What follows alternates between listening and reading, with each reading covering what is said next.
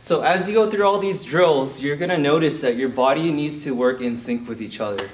And most of the time, your head is the driving force for a lot of your movements, as well as your hips, right?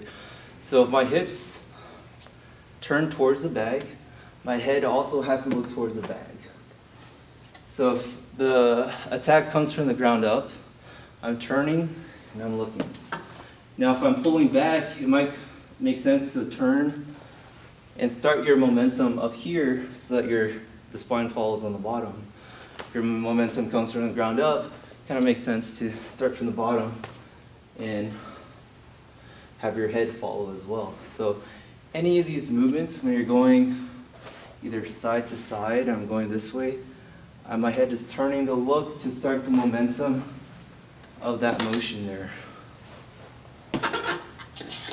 Even with striking and stuff like that, like a conventional roundhouse kick, I am turning my head so my body can follow through.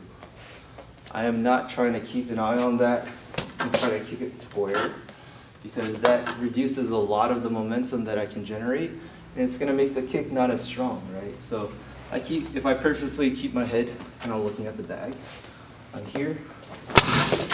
I can turn my hips into it, as you guys see, but my upper body is kind of isolated.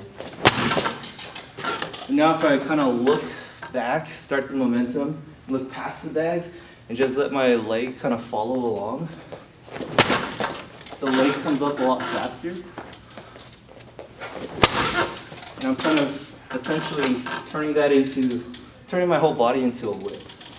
So I can even, right?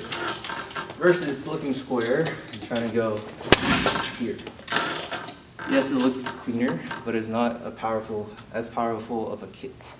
And all these movements that we do with the ball and the wall and stuff like that kind of reinforces the idea that your head kind of starts driving the momentum. Your hips reinforce everything, but my head is always turning to kind of start the swing, kind of like a pendulum. Or if you imagine like the game Snake, right? The head of the snake causes it, and the tail of the snake kind of follows it, right? So wherever my head goes, my body gets to follow where the track of the head. And that's going to make your strikes a lot more powerful, a lot more dynamic, and make all these drills feel a little more alive.